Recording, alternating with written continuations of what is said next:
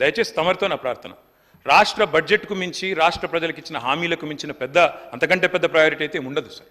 అధ్యక్ష, మేము కూడా పోతాం, గవర్నర్ గారి దగ్గర మేము కూడా పోతాం, తప్పకుండా వారిని మేము కూడా స్వాగతిస్తాం. దయచేసి తర్వాత అడ్జెంట్ చేయండి.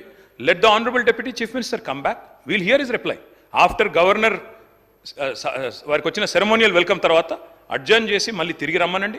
తప్పకుండా రాత్రి 12 లోపల బిల్లు పాస్ చేద్దాం, అప్రాప్రియేషన్ బిల్లు, మాకు అభ్యంతరం లేదు. అంతేగాని గవర్నర్ గారు వస్తున్నారు 3:30 కాబట్టి క్లోజ్ చేయండి అంటే అధ్యక్ష, అప్రాప్రియేషన్కి మించిన, ఎందుకంటే ఇవాళ ఒక్కొక్క రూపాయి రేపు ఎట్లా ఖర్చు పెట్టబోతున్నారు రాబోయే సంవత్సరంలో అని చెప్పేది ద్రవ్య వినిమయ బిల్లు. దీనికి మించిన ప్రయారిటీ ఉండాల్సిన అవసరం లేదు అధ్యక్ష. ఐ రిక్వెస్ట్ ద గవర్నమెంట్, మేము చెప్పాం కాబట్టి బేసిదానికి పోకండి. Let us go to the governor, we'll welcome him ceremonially, come back and then let the deputy chief minister reply. అధ్యక్ష, చాలా మంది మాట్లాడాలని తాతాలాడుతున్నారు అధ్యక్ష, వారికి కూడా ఇవ్వండి, నేను అర్థంట్లేదు. సాయంత్రం 12 దాకా నడపండి. దయచేసి తమరిని కూడా నేను ప్రార్థిస్తా ఉన్నా. ప్రధాన ప్రతిపక్షం నుంచి నేను ఒక్కనే మాట్లాడుతున్నా, మాకు 35 మంది సభ్యులు ఉన్నారు.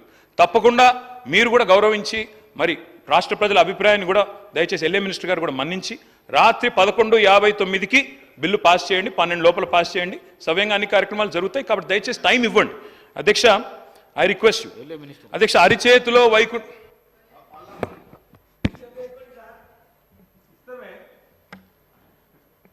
Sir, Speaker, sir, you have made an appeal to all the members. We have to respect your appeal. నేనేం కోరుతా ఉన్నాను అధ్యక్ష, గౌరవ సభ్యులతో కూడా, వారు ఇప్పటి వరకు 40 నిమిషాల పాటు మాట్లాడారు. సార్, లెక్కలు ఉంటాయి. సో మేమేమంటా ఉన్నాం, మేము మాట్లాడటానికి వద్దంటలేం. కానీ ఈరోజు నేను కోరుతా ఉన్నాను, మీరు కూడా సమయం కేటాయింపు చేయండి అధ్యక్ష.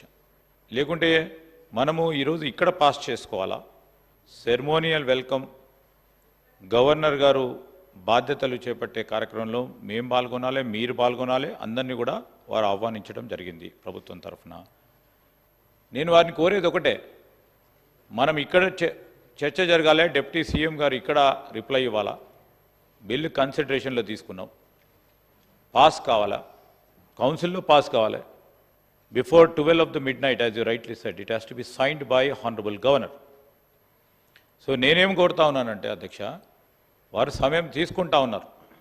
వారు చెప్పే ప్రతి అంశం కూడా, ఎందుకంటే వారికి కూడా ప్రిసైజ్గా చెప్పాల్సింది చెప్పే అంశంలో 4 సార్లు వారు గెలిచారు, 5వసారి కూడా వారు గెలిచి రావటం జరిగింది. కనుక సభా సమయాన్ని క్లుప్తంగా ఏ విధంగా అన్ని విషయాలు చెప్పే ఆలోచన చేసి ఆ సమయంలోనే వారు చెప్తే బాగుంటుంది.